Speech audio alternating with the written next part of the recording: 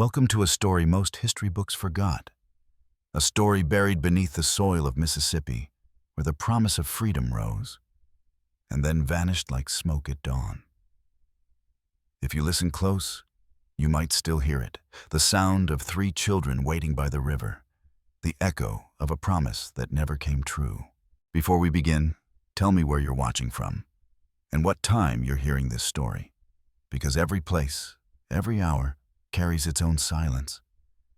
And maybe tonight that silence is listening back. The morning air in Mississippi was thin, like it hadn't yet decided whether to carry warmth or sorrow. Dew clung to the grass like tears that refused to fall. And from the edge of a wooden cabin, a faint sound drifted a lullaby without words. It was 1872. The war had ended 7 years ago. But freedom, that shimmering word the preachers called divine, was still only half-born. The land was quiet but not peaceful, the kind of silence that comes when people stop believing in promises.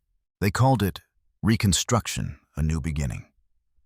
But for those who walked barefoot through the mud, who still smelled smoke from burned fields, who heard the whispers at night, it felt more like waiting for something that never came. Freedom had arrived, but it came without food, without land, without safety. And somewhere near the Yazoo River, 3 children stood by the door of a collapsed cabin, watching the world pretend not to see them. The oldest, a girl no more than 12, held a baby close to her chest.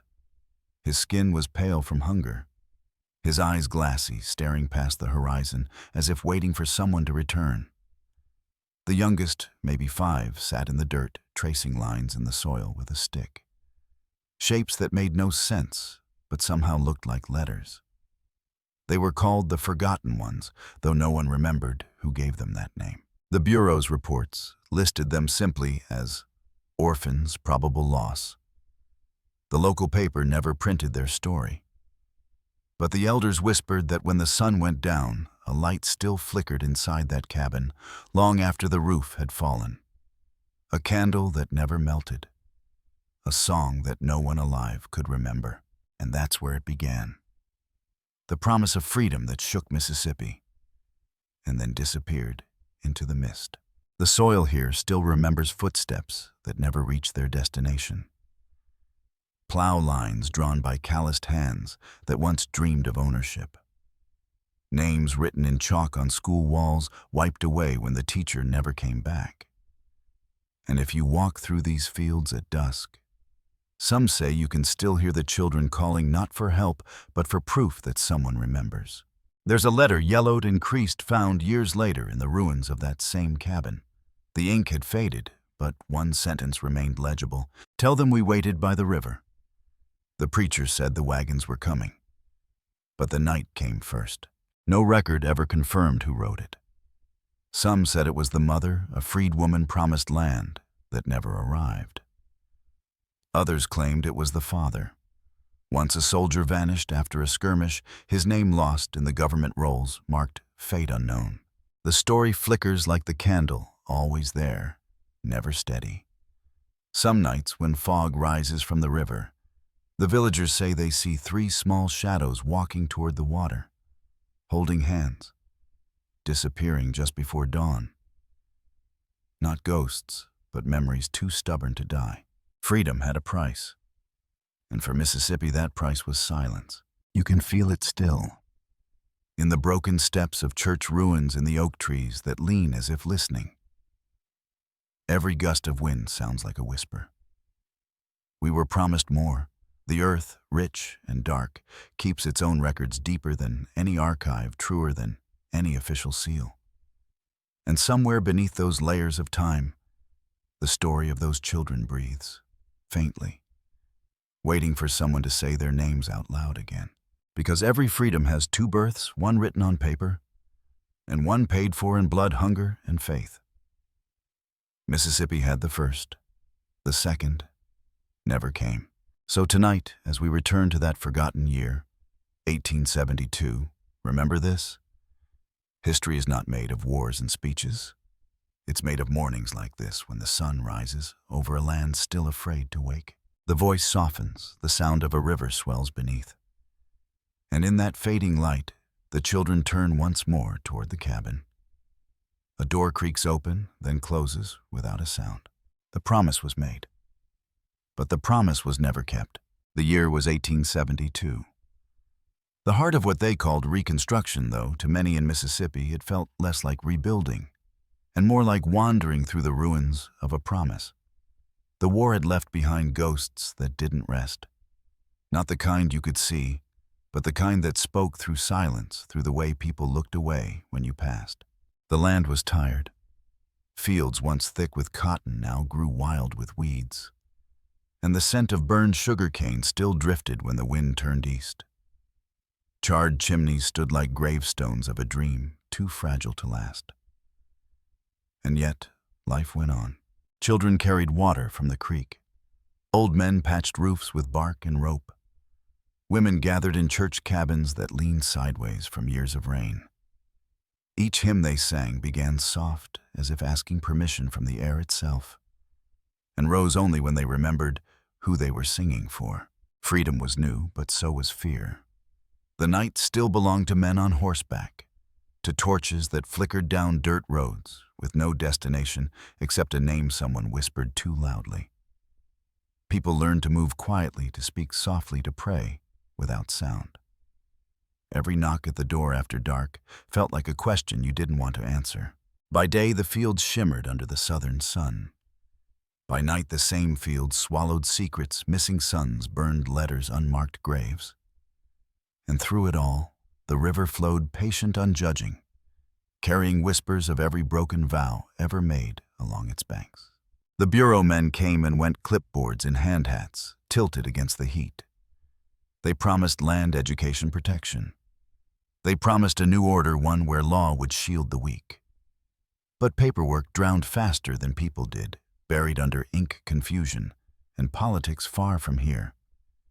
And when the agents left, they took the promises with them. You could tell the story of Mississippi that year through the sound of footsteps, heavy boots of Union veterans. Some stayed trying to build schools. Barefoot sharecroppers walking the same fields that once enslaved them. Children chasing the sound of trains they were never allowed to board.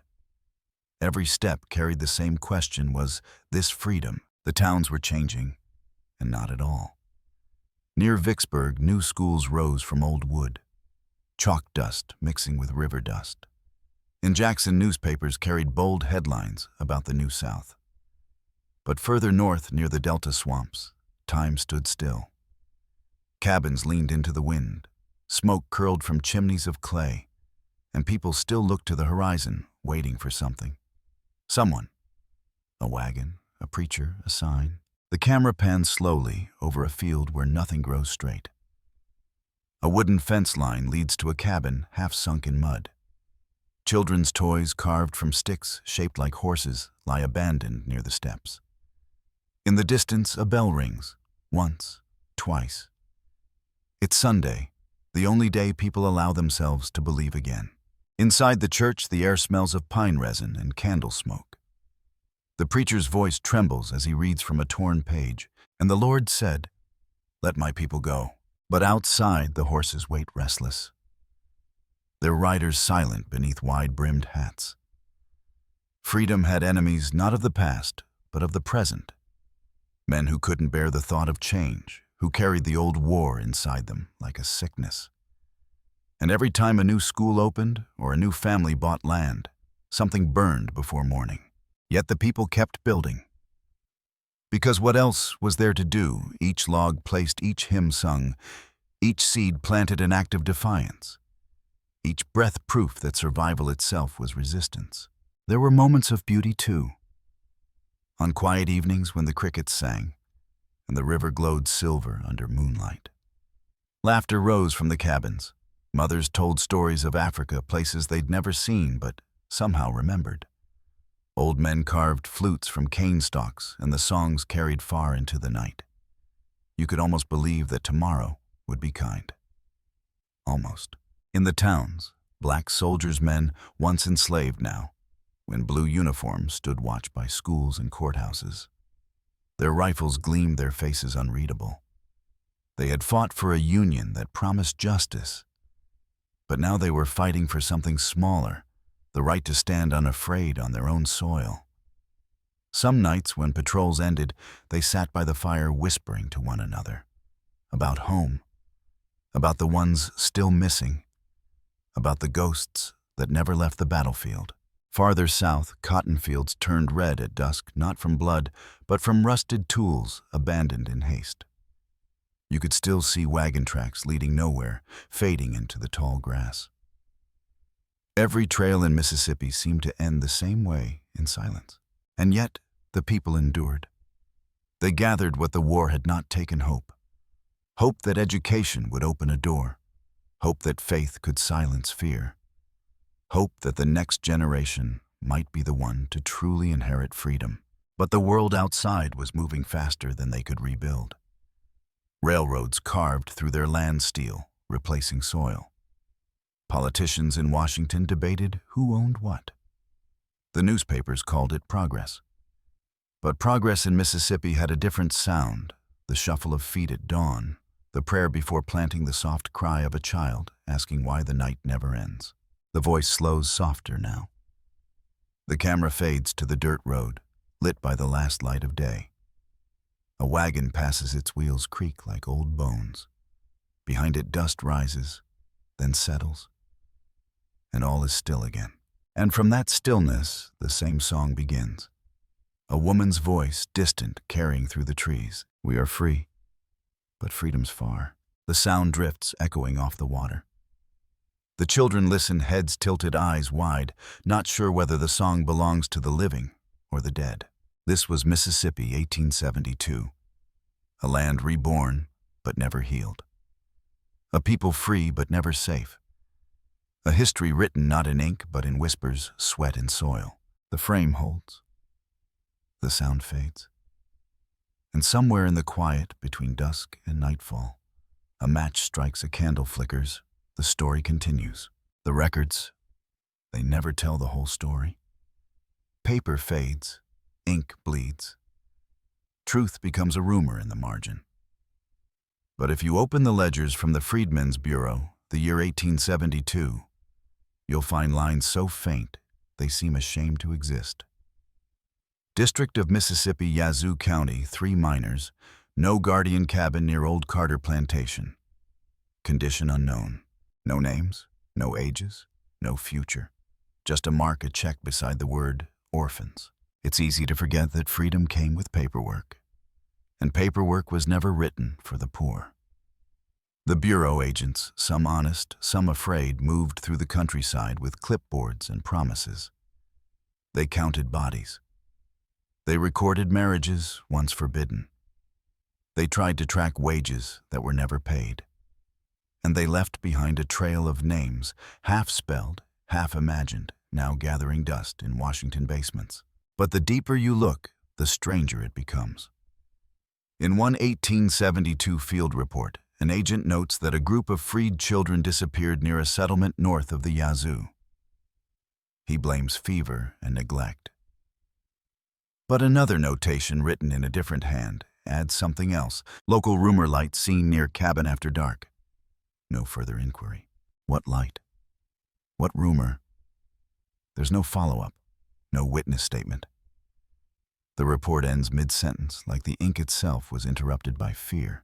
In Vicksburg, the Clarion Ledger printed a short article that same summer. Colored family presumed dead. Remains unlocated. Cabin fire, probable accident. No picture, no names, no story. A paragraph buried between cotton prices and advertisements for patent medicine. The official archives make it seem so simple a tragedy, nothing more. But the oral histories say otherwise. In 1937, during the WPA Slave Narrative Project, an old woman named Eliza Brooks was interviewed in Greenwood. She would have been a child during Reconstruction. Her words, recorded in pencil by a government worker, still carry the tremor of memory. They gone up the river? Them children? 3 of 'em. Mama say they waitin' on the wagons, but they never come. Folks see a light in they cabin for a long time, even when nobody lived there. They say freedom didn't take 'em, the river did. The interviewer added a note. Interviewee appeared disturbed by recollection, refused further comment. There's another entry, a church ledger from 1873, found in a ruined chapel near Yazoo City. The ink runs like tears across the page. 8 names, listed under funeral services rendered. Beside 3 of them, no dates. Just one word: waiting, waiting. The word appears again and again in the bureau files, in letters, in petitions to the government, freedmen waiting for land, waiting for wages, waiting for someone to answer the door. And the wait, it never ended. One letter from a Union veteran turned teacher in Jackson reads, "The children are quiet in class. They do not smile. They write their names in the dirt when paper runs out. They draw little cabins with smoke that rises upward and never fades." That letter, preserved in the National Archives, was dated October 1872, the same month the Yazoo orphans disappeared. Coincidence, maybe. But the handwriting shakes as if the writer wasn't just describing what he saw, but what he feared. Folklore crept in where records stopped. Among freed communities, people spoke of the shining cabin, a place that glowed when the world went dark. They said if you saw it, you mustn't speak, or you'd lose your voice before morning. Children whispered that the light was the souls of those who never got their papers signed, waiting for freedom to notice them. In plantation ruins and half-buried graveyards, these stories became prayers. Mothers warned their sons not to wander near the river at dusk. Preachers preached that God's light came only once, and men let it slip away. But others, those who had seen too much, said the light wasn't from heaven at all. It was from the ones who never left. Fact and folklore blurred. The Bureau dismissed it as Negro superstition. But the local sheriffs took it seriously, not out of belief, but fear. Reports mentioned patrols sent to disperse gatherings near the Carter lands. No arrests, no explanations. Only one phrase repeated: activity ceased at dawn. In 1874, a missionary from New Orleans wrote to her superiors, "The people here are haunted by memory. They say their dead walk in light. I think it is not the dead, but their hope refusing to be buried. Hope or haunting.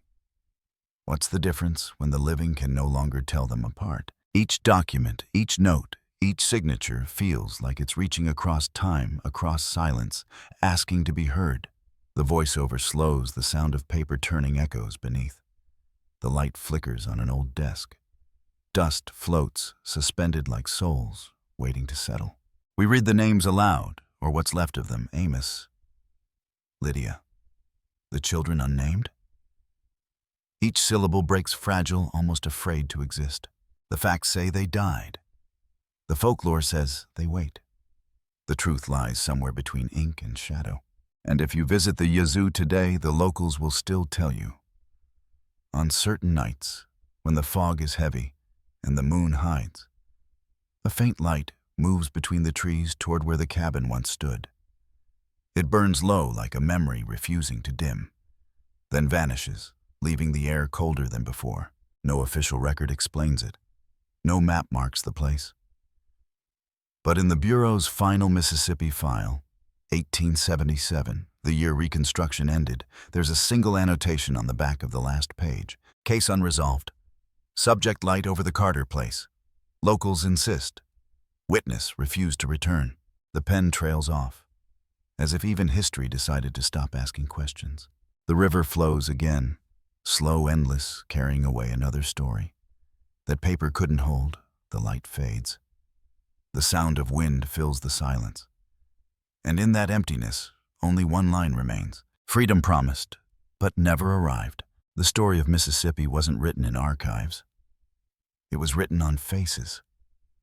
Wrinkled skin that had felt both rain and fire. Hands that once picked cotton now trembling as they traced names in dust. Eyes that looked at freedom and still saw chains. Her name was Martha Carter, at least that's what the church register said. A freed woman, 31 years old, listed as widow. The Bureau men wrote her down in clean ink, but the ink couldn't hold her grief. She lived in a cabin by the river, the same one where the light was said to burn after dark. Neighbors recalled her voice soft, low, like someone always halfway between prayer and apology. She was often seen standing by the riverbank, holding a bundle of fabric wrapped in her arms. Some said it was a quilt. Others whispered it was a child's dress, folded and refolded until the seams vanished into her skin. They said she would hum to herself, not hymns, not songs from church, but something older. A tune that came from somewhere deep, carried from generations before her, from a land her ancestors had known, but she never saw. And when she sang, the air seemed to stop moving. Even the cicadas grew quiet, as if listening to a language time forgot. It said she had 3 children, 2 daughters, 1 son.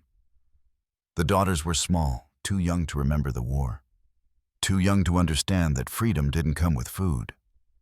Her boy, 8 years old, used to follow her into the fields, dragging a stick through the dirt, saying he was writing roads. When people asked where those roads led, he'd just smile and point north. The last time anyone saw the family was on a Sunday. The preacher had spoken of deliverance of wagons coming from the capital to take freedmen west to Kansas, to new land, new hope. Martha had packed what little she had: cornmeal, a comb, a tattered Bible missing its cover. She told the children to wash their faces, to wear their cleanest clothes. They waited by the door until the light dimmed. The wagons never came. After that, people said she kept the cabin lit all night. Some thought she couldn't sleep. Others said she was trying to guide someone home. The river, that cruel silent witness, reflected the candlelight, a single flicker in miles of darkness. And then one morning the door stood open. Inside, cold ashes, a broken bowl, footprints leading toward the water. No one knows what happened. But years later, a sharecropper named Ben Coleman said he found something caught in a tree branch near the riverbank, a child's shoe, small, worn through the sole. He kept it for a long time, then buried it near his field. Said it didn't feel right to throw it away. The camera drifts through the cabin's remains, light falling through gaps in the roof. Dust spiraling in the air.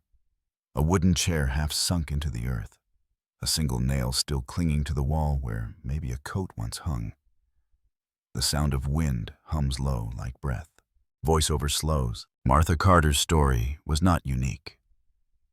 In every county there was a mother who waited. In every town, a family who believed the letters, the promises, the speeches. And when the wagons didn't come, they stayed. Because what else could they do? The road was too far, the night too long.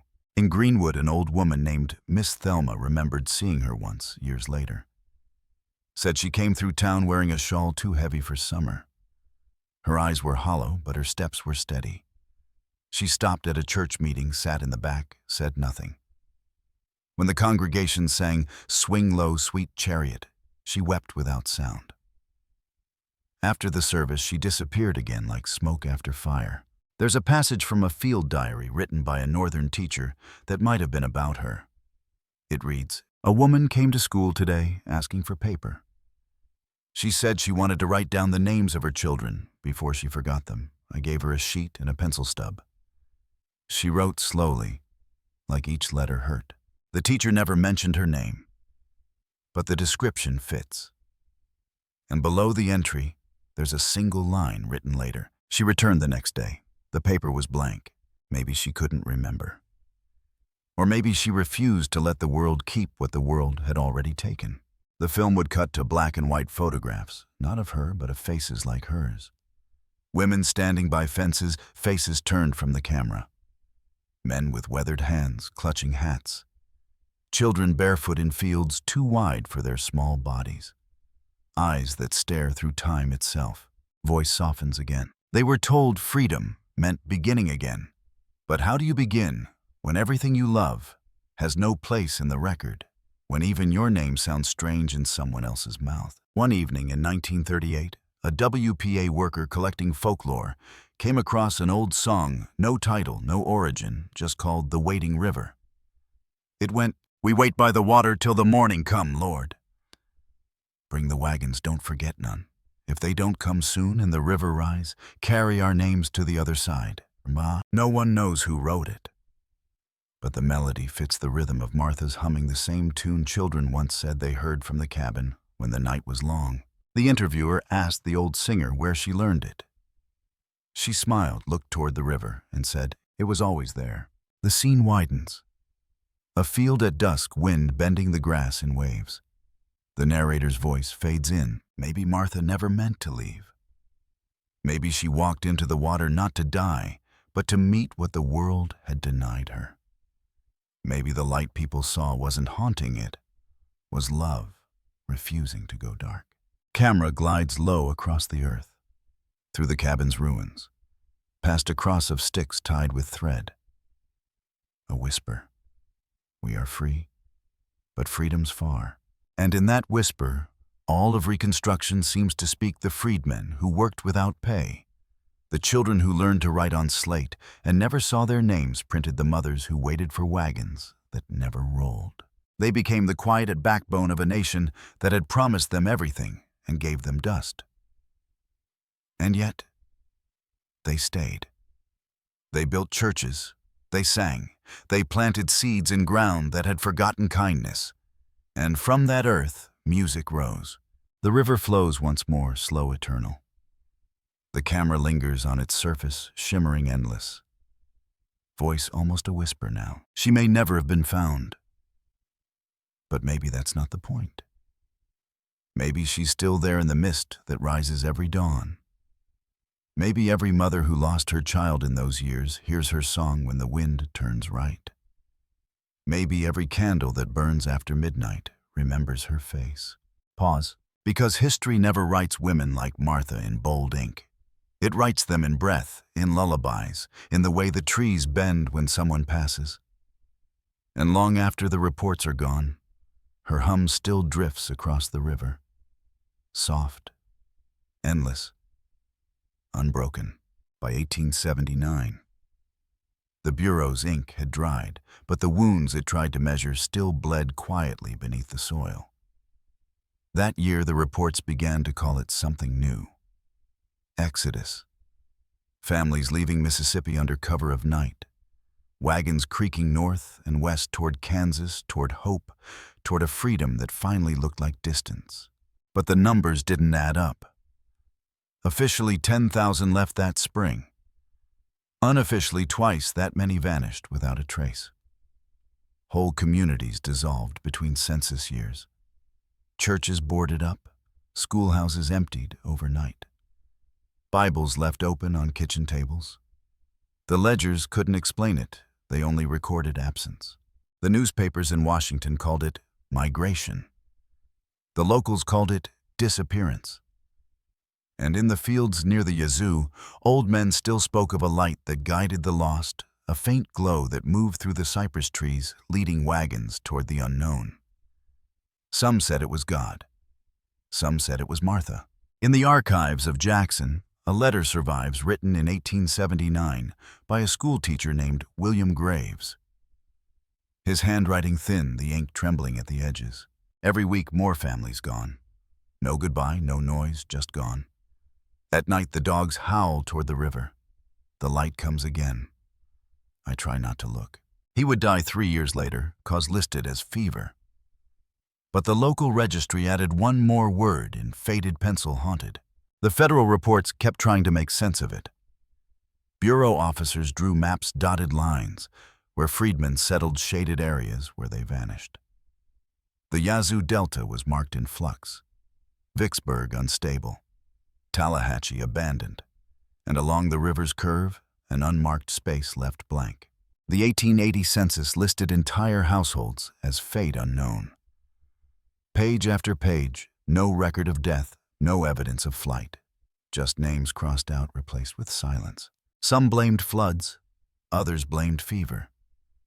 But the people who lived there, the ones who stayed, said it wasn't water or sickness that took them. They said it was the weight of promises unkept. That kind of grief can hollow a person out until they fade without dying. The Folklore Archive in New Orleans keeps an account from 1902, written by a priest who traveled upriver to preach. He wrote, "The people still light candles by the water. They call it the Vigil of the Forgotten. Each candle represents a name that was never written in a book. Each flame a voice that refused to stay quiet. He described women humming the same melody over and over, the same one recorded decades later in WPA files, The Waiting River. By then, no one remembered who Martha Carter was. But her story had become a ritual retold every generation until fact became faith. Somewhere between 1880 and 1890, the Carter lands disappeared from tax rolls.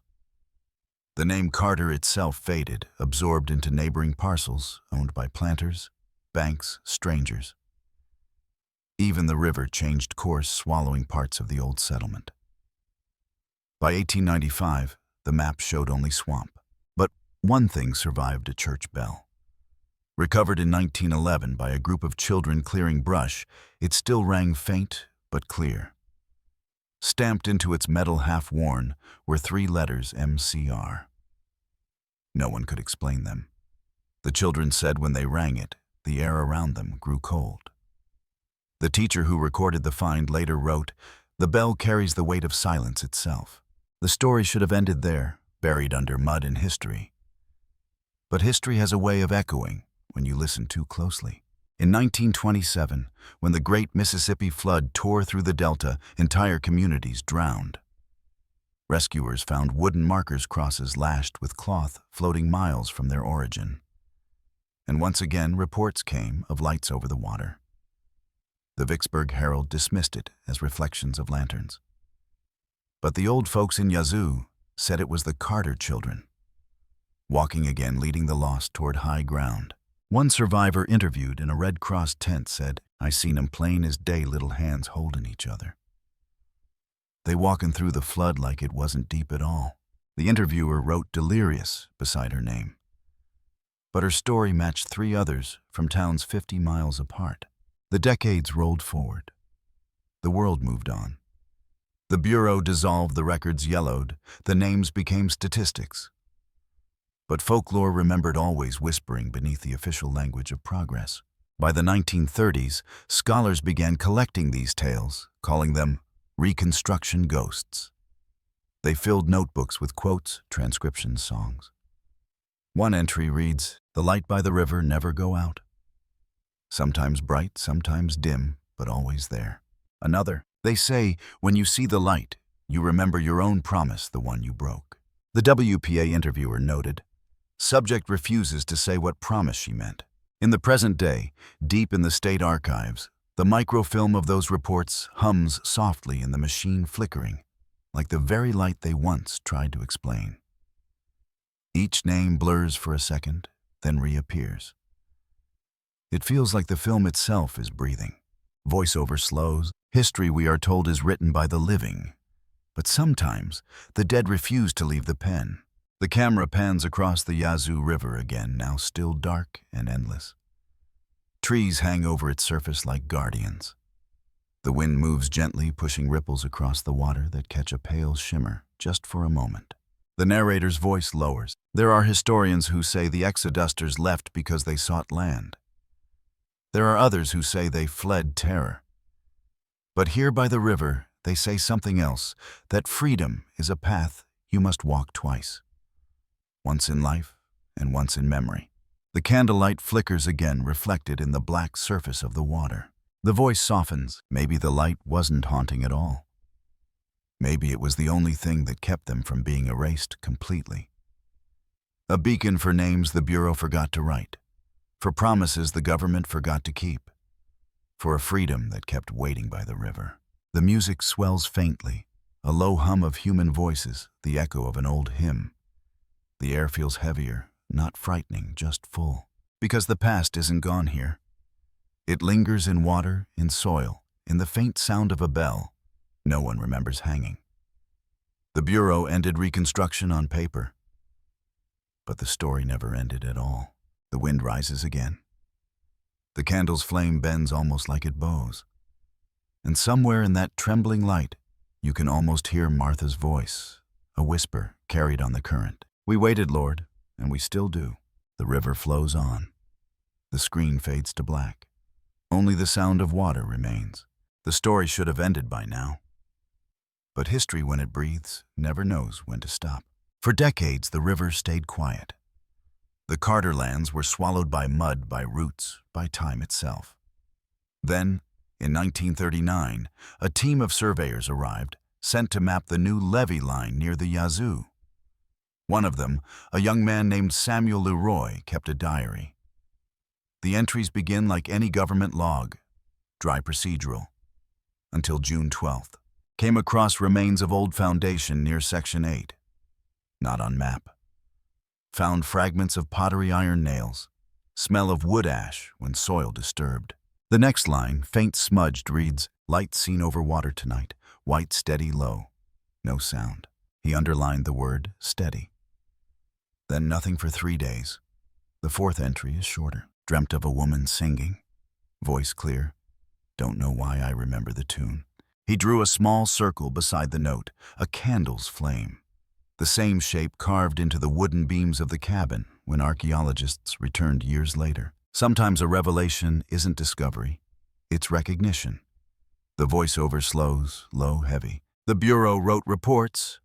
The newspapers wrote obituaries. But the river wrote memory. What if the light wasn't ghost or flame? What if it was reflection of everything the country tried to forget? The team uncovered buttons, shards of pottery-rusted wire, and one small shoe, the leather cracked but intact size, fit for a 5-year-old. Beside it, buried deeper, they found iron nails scorched black. Soil analysis showed burn marks in concentric circles, as if the fire had moved outward, not in. Fire that starts from within. It's not possible yet, there it was. Samuel's diary ended abruptly that summer. The final page torn. The next record we have is from his assistant. Leroy left the site before dawn. Said he heard children. No one else did. He was never seen again. Official report, lost in flood. But his notebook, the one they found weeks later downstream, carried one final sentence in pencil. They are still waiting. Cut to the modern era, a camera gliding through the same fields now overgrown, silent, except for wind and insects. Infrared footage shows faint thermal patterns near where the cabin once stood. Heat traces in the shape of 3 figures fading as the camera pans. The technician swore it was lens flare. But when they reviewed the footage later, the shapes moved. The narrator's voice deepens. It's not proof. It's not science. It's something else. Something history doesn't know how to name. Historians began to re-examine the Freedmen's Bureau files, comparing handwriting mapping patterns of disappearance. A researcher named Dr. Helen Morris traced the blank parcels across Yazoo County, everyone aligned with a curve in the river, where settlements vanished. She noticed something more. The gaps formed a pattern. A perfect arc, like a halo. Or a candle's flame.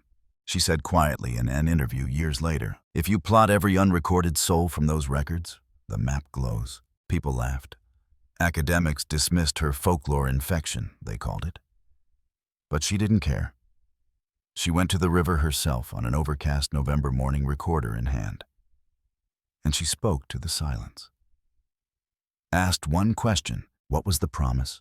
When she played back the tape, there was an answer, not a word, but a hum. Low, melodic, familiar. The same melody transcribed in 1938 as The Waiting River. Sometimes folklore is a confession history is too proud to make. Maybe the light wasn't ghosts. Maybe it was truth refusing to die. Maybe every disappearance was a body claimed by water, but also a soul refusing to sink. Maybe Martha Carter and her children didn't haunt the river, they became it. The narration tightens, the voice almost trembling now. The Bureau wrote that freedom was delivered in 1865. But in places like Yazoo, it was still in transit. And those who waited became its keepers. Cut to the archive table, a map of Mississippi spread wide, edges yellowed. Finger tracing the river's line. A match strikes, candlelight glows over the paper. Each flicker lands on a place once marked unknown. Now, as the flame dances, those blank spaces seem to breathe. Voice softens. The light isn't in the sky. It's in the paper. in every erased name, in every mother who wrote a letter no one read. That's the haunting not spirits, but silence itself. A historian from Howard University once said, "Reconstruction didn't fail, it was buried alive." Maybe this, the glowing cabin, the flicker on the river, is that buried voice breaking through. The sound of history gasping for air. And maybe, just maybe, the reason the Bureau's last note ends mid-sentence isn't neglect.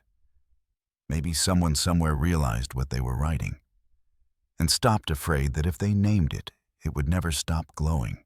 Camera cuts to nightfall moonlight, gliding across the river's black skin. Wind bends the reeds. A faint hum rises again, distant, layered, like multiple voices blending in prayer. 3 faint orbs appear through mist, dim, steady pulsing. They drift, merge, vanish. Voiceover barely above a whisper. Maybe they're not lost. Maybe they never were. Maybe they became what they were waiting for, light enough to guide the living back to the truth. Pause. And the truth, that freedom wasn't an arrival, it was a haunting that never left Mississippi. The frame widens, a panorama of the Delta at dawn. Mist rising, the sound of water calm and endless. Camera lingers on a wooden cross, half buried, wrapped with faded blue cloth. The cloth moves slightly, though there's no wind. Voice steadies. History calls them the forgotten. But you can't forget what still breathes. Silence. A heartbeat faintly audible. Then the distant sound of a bell. The one they found years ago, stamped MCR. It rings once, twice, 3 times. Echoes fade into the river. The narrator breathes in. And maybe that was the promise all along. Not the paper, not the politics, but remembrance, eternal, stubborn, glowing in the dark. A pause. The candle flickers. The hum returns faint, carried by the current. And as the screen darkens, the voice says almost tenderly, "Freedom never left them. It just learned to wait." The river is quiet now. But silence here never means empty. It means listening. And if you listen long enough, you'll hear them. Not voices, not ghosts, but the sound of something still alive beneath the years. Every story has its echo, and Mississippi keeps them all, long after the Bureau's ink faded, long after the cabins fell and the fields grew wild again. Their names kept moving like the current that never sleeps. You can feel it under your feet if you stand near the water at dusk. A soft vibration like breath under soil. History says Reconstruction ended in 1877, as if justice could be switched off like a lamp. But the people here, they know better. They say time bends different in the Delta. The old songs don't die, they hum through roots, through planks, through wind. And somewhere in that hum, the story keeps walking, barefoot, unbroken, unseen. In the 1960s, when the civil rights marches thundered through Jackson, an old man from Yazoo was interviewed by a reporter. He must have been near 90 eyes, milky hands, thin as reeds. When asked what freedom meant to him, he said, "Freedom. I seen it pass by once, looked tired. Never stopped long enough to rest." He laughed then, not mocking but knowing, as if he had been waiting all his life for freedom to come back around. Maybe he had. The camera lingers on his face. Deep lines, trembling lips, and you can almost imagine the same river wind that brushed Martha's cheek moving through his hair. Because these aren't separate lives, they're verses of the same song. A hymn that began before the war and still hasn't reached its last note. In the present day, the river's path has shifted again, swallowing the old Carter lands, bending further west. Satellite images show only green. Nothing remains of cabins, no visible ruins. But when locals bring their children to fish by the bend, they still light a small candle first, set it on a rock, and whisper a name even if they don't know whose. For the ones who waited, it's not ritual anymore. It's remembrance. The kind that keeps history honest when paper refuses. In 2005, during excavation for a levee expansion, a metal artifact was recovered near the old site. A small bell, its surface corroded but still legible. MCR. It was confirmed to be the same bell found in 1911. And again, when it rang during testing, the sound was clear, impossibly clear. The worker who heard it said he felt the air grow heavier, as if something leaned close to listen. The audio from that moment was recorded. You can still hear it in the archive, a single ring, then a faint hum in the background, like a woman singing through time. The voice softens now, steady, deliberate, each word carrying the weight of generations. The story of the forgotten children isn't a tragedy. It's a warning and a prayer. A warning that promises without justice become hauntings. A prayer that remembrance might be the only freedom left to give. Because freedom, real freedom, isn't granted once it's renewed each time someone remembers. Each time someone lights a candle or hums that old tune by the riverbank. And maybe that's why the light still appears. Not as a ghost, but as a signal. A reminder that silence can be louder than any speech, that love can linger, longer than death. That a mother's voice, even one swallowed by water, can still teach the living how to listen. The camera drifts low over the river. Mist, rising sunlight flickering through it like breath. The bell rings again, soft, distant. A child's laughter echoes faintly somewhere between memory and wind. Voiceover slows. They said the children were forgotten. But look how far their echo travels. Every classroom that teaches their story, every hand that writes their names. Every person who stops and listens to the silence. They are all part of that promise now.